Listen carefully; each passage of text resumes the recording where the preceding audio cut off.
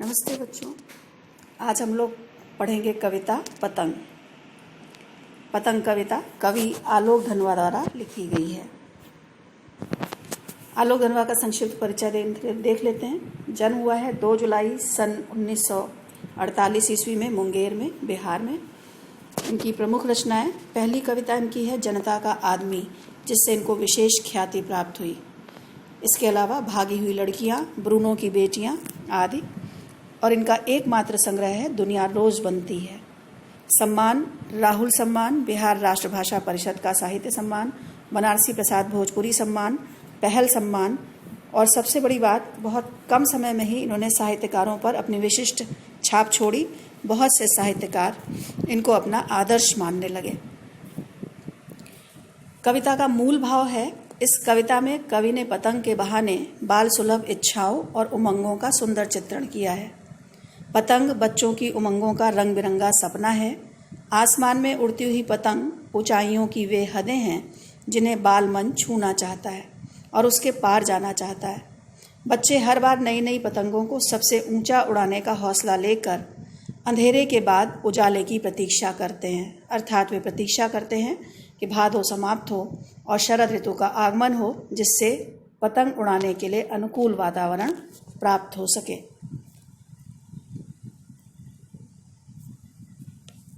सबसे तेज बौछारे गई भादो गया, सवेरा हुआ खरगोश की आंखों जैसा लाल सवेरा। शरद आया पुलों को पार करते हुए, अपनी नई चमकीली साइकिल तेज चलाते हुए, घंटी बजाते हुए जोर जोर से। भादो माह की मूसलाधार बारिश के बाद शरद ऋतु का आगमन होता है। इस ऋतु में घने काले बादलों द्वारा स्थापित अंधेरा समाप्त हो जाता है और चमकीली सुबह के साथ आकाश एकदम साफ होता है।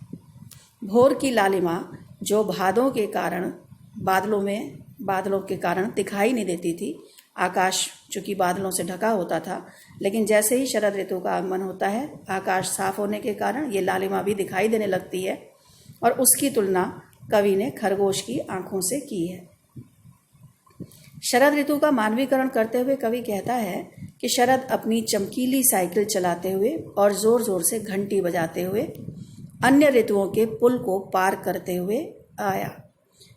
जैसा कि हम सब जानते हैं, हर ऋतु के बाद दूसरी ऋतु का आगमन होता है और प्रत्येक ऋतु एक निश्चित समय के बाद ही आती है।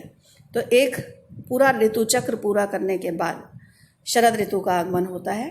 और यहाँ पर साइकिल चलाना यानी तेज गति से आना, चमकीली साइकिल, जो कि सारा वातावरण जो है वो चमकीला है, खुला हुआ है।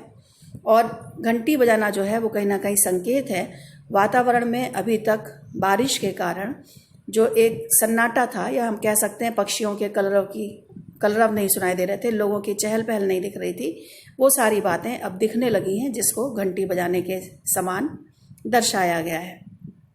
और एक पूरा ऋतु चक्र के बाद शरद का आगमन होता है। शिल्प सौंदर्य है, कविता खड़ी बोली में लिखी गई है। खरगोश की आंखों जैसा लाल सवेरा, यहाँ पर उपमा अलंकार है। जोर जोर पुनरुक्ति प्रकाश अलंकार है। शरद का मानवीकरण किया गया है, इसलिए मानवीकरण अलंकार है। कविता मुक्त छंद में लिखी गई है। लक्षणा शब्द शक्ति है। दृश्य, श्रव्य और गतिशील बिंब आप स्पष्ट रूप से देख सकते हैं। चमकीले इशारों से बुलाते हुए, पतंग उड़ाने वाले बच्चों के झुंड को चमकीले इशारों से बुलाते हुए और आकाश को इतना मुलायम बनाते हुए कि पतंग ऊपर उड़ सके, दुनिया की सबसे हल्की और रंगीन चीज़ उड़ सके, दुनिया का सबसे पतला कागज़ उड़ सके, बांस की सबसे पतली कमानी उड़ सके, कि शुरू हो सके सीटियों, किलकारियों और तितलियों की इतनी नाजुक दुनिया। शरद ऋतु में मौसम पतंग उड़ाने के लिए अनुकूल होता है। खुला हुआ आसमान, चमकीली सुबह, यह सब वे चमकीले इशारे हैं जो बच्चों को पतंग उड़ाने को प्रेरित करते हैं। कवि ने पतंग की विशेषता बताते हुए उसे सबसे हल्का और रंगीन बताया है। सबसे हल्का, इसको हम दो तरह से समझ सकते हैं। एक तो चूँकि कागज़ बहुत हल्का है, और दूसरे कहीं ना कहीं इसके मूल्य की ओर भी संकेत है, क्योंकि बहुत कीमती चीज़ नहीं है। और रंगीन है क्योंकि रंग बिरंगे कागज़ों से बनाया जाता है और बच्चों की खुशियों से जुड़ा हुआ है, इसलिए इसको रंगीन बताया गया है। पतंग उड़ाने की अनुकूलता के साथ साथ बच्चों की खुशी भी जुड़ी होती है। वे पतंग उड़ाते हुए आनंदित होकर सीटी बजाते हैं, किलकारियां भरते हैं, आकाश में उड़ती हुई रंग बिरंगी पतंगें रंगीन तितलियों के समान दिखाई देती हैं।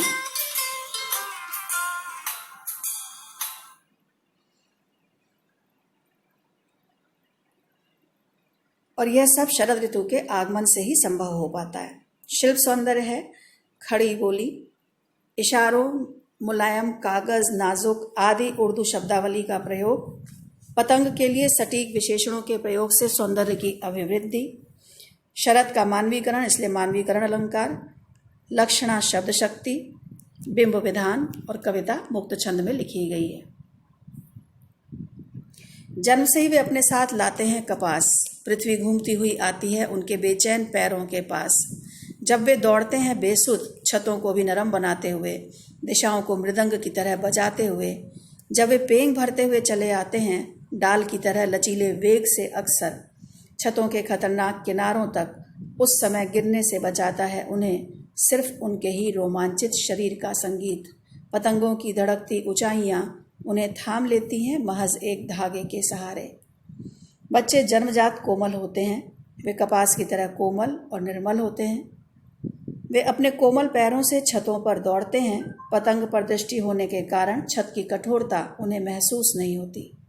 वे इतने गतिशील होते हैं कि ऐसा प्रतीत होता है कि जैसे वे पृथ्वी पर नहीं दौड़ रहे, बल्कि पृथ्वी खुद ही उनके दौड़ते हुए कदमों के नीचे आ जा रही है।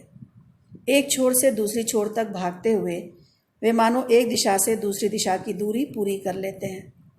उनकी पदचाप ऐसा लगता है दिशाओं को मृदंग की तरह बजा रही है।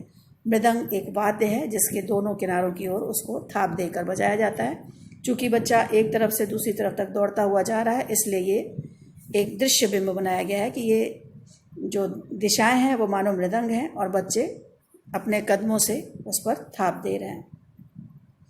इस तरह से जब बच्चे पतंग उड़ाते हैं तो उनके शरीर आगे पीछे पेंग की तरह हिलते हैं। जैसे झूले में पेंग दी जाती है, वैसे ही उनका शरीर भी कभी आगे और कभी पीछे जाता है, जैसे पेड़ की शाखाएं हवा से झूम रही हों। हवा के कारण पेड़ की डालियां भी ऊपर नीचे दाएं बाएं झुकती हैं, उठती हैं, हिलती हैं। वैसे ही बच्चों का शरीर भी तरह तरह से हिलता है। कई बार वे पतंग उड़ाने में इतने अधिक खो जाते हैं कि उन्हें छत के खतरनाक किनारों का भी ध्यान नहीं रहता, लेकिन उनके मन की उमंग और शरीर का रोमांच संतुलन बनाते हुए उन्हें गिरने से बचा लेता है। ऊपर आकाश में उड़ती हुई पतंगें मात्र एक धागे के सहारे उन्हें अपने साथ बांधे रहती हैं। यहाँ पर संकेत ये है कि उनका पूरा ध्यान पतंग के ऊपर होता है और पतंग और उनका जो संबंध है वो केवल एक धागे से होता है। उस धागे के माध्यम से ही वो संतुलित होते रहते हैं और मन की उमंग और शरीर का रोमांच और साथ ही पतंग के प्रति उनकी एकाग्रचित्तता, ये सारी चीज़ें मिलकर के उनके शरीर के संतुलन को बनाए रखती हैं। शिल्प सौंदर्य खड़ी बोली में लिखी गई है कविता। तत्सम शब्दावली और बोलचाल के शब्दों का प्रयोग है। डाल की तरह उपमा अलंकार है। पृथ्वी का मानवीकरण किया गया है, इसलिए मानवीकरण अलंकार है। लक्षणा शब्द शक्ति है, बिंब विधान है और कविता मुक्त छंद में लिखी गई है। पतंगों के साथ साथ वे भी उड़ रहे हैं अपने रंध्रों के सहारे। अगर वे कभी गिरते हैं छतों के खतरनाक किनारों से और बच जाते हैं, तब तो और भी निडर होकर सुनहले सूरज के सामने आते हैं। पृथ्वी और भी तेज घूमती हुई आती है उनके बेचैन पैरों के पास। संकेत है पतंगों के साथ बच्चों के मन भी रोमांचित होकर उड़ान भरते हैं, यानी उनकी जो उमंगें हैं वो भी उड़ान भरने लगती हैं। वे और ऊंचा उड़ने की कामना करते हैं।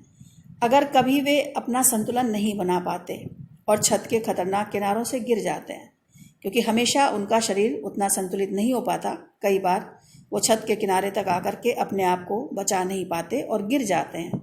लेकिन गिरने के बाद यदि वो सुरक्षित बच जाते हैं तो उनकी हिम्मत, उनका उत्साह और अधिक बढ़ जाता है।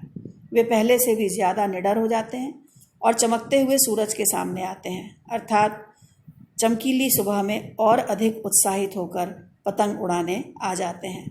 अब उनके पैरों की गति भी पहले से और अधिक हो जाती है, क्योंकि अब उनका वो डर काफ़ी कुछ समाप्त हो चुका है, तो अब वो और अधिक तेज गति से दौड़ते हुए पतंग उड़ाते हैं। ऐसा लगता है मानो पृथ्वी उनके बेचैन पैरों के पास और तेजी से आ रही है। शिल्प सौंदर्य खड़ी बोली में कविता लिखी गई है। तत्सम शब्दावली और बोलचाल के शब्दों का प्रयोग है।